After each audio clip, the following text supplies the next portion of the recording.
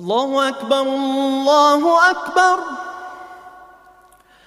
الله أكبر الله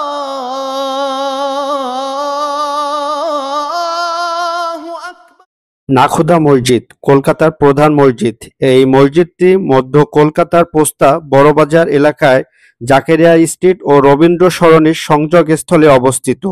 কচ্ছের একটি ছোট্ট সুন্নি মুসলমান সম্প্রদায় কুচ্ছি মেমন জামাত আগ্রার সিকান্দার অবস্থিত মুঘল সম্রাট আকবরের সমাধিসৌধের অনুকরণে এই মসজিদটি নির্মাণ করেন।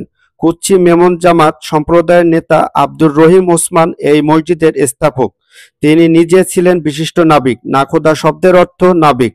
1926 সালের 11 সেপ্টেম্বর এই মসজিদটি স্থাপিত হয়। সেই সময় মসজিদটি তৈরি করতে মোট খরচ হয়েছিল প্রায় 15 লক্ষ টাকা।